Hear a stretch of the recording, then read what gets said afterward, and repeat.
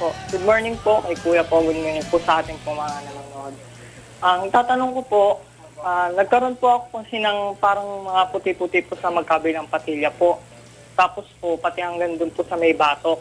Nung nagpagupit po ako, kitang-kita po siya.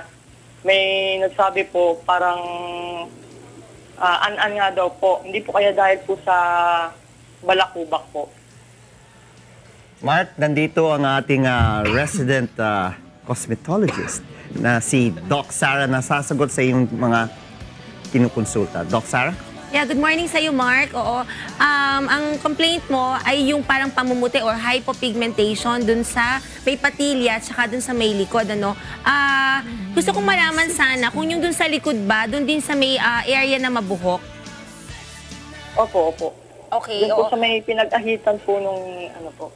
Oo, tapos na-mention mo din na may seborrhea ka or yung dandruff, ano? May habit ka ba na talagang pagka may flakes, kasi syempre di ba medyo makati yan, tinutuklap mo? Minsan po pag Makati po talaga siya, hindi po maiwasan, hindi po Oo. makamo. Kasi ganito, no, posible rin yung sinabi mo kasi, no, pag tinuklap kasi minsan makapal yung flakes.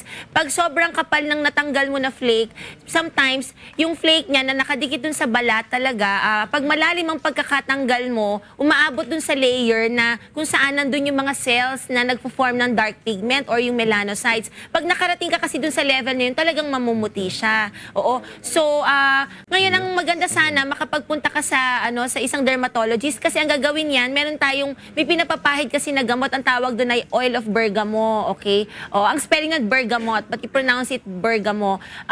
Nilalagay 'yon, bibigyan ka ng instructions, ipinapahid 'yon for mag-umpisa 3 minutes, tas okay, the following day 4, susunod na araw 5, and then hanggang 8 minutes. Kung saan yung kaya mo, yung time duration na minention ko, ibibilad mo yun sa araw. So, mula nung na-expose mo siya sa sun, magde-develop na yun ng pigment. Yun ang gagawin. Oo, but ako maganda, kahit na sinabi ko sa iyo yung gamot, maganda magpunta ka sa isang dermatologist kasi maoobserbahan niya kung paano, kung ano ba yung isasuggest niya na time duration lang, and then hanggang kailan mo pwede gamitin. Kasi pag walang supervision, pwede rin naman kasi sobrang mag-darken siya.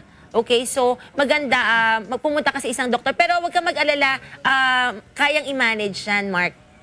O, yun. Okay, salamat Yun lang, po. oo. May tanong ka pa, Mark? Yun lang po. Okay, sige. Sana makapasyal ka sa clinic ni Kuya. Pwede kang pumunta doon, and then kung gusto mo rin, pwede kang dumalaw dito sa studio, sa UNTV studio. Oo. Andito ako pagka Monday and Friday. Pwede ka pumunta dito after the show. Opo. Salamat po. Thank you sa'yo, Mark.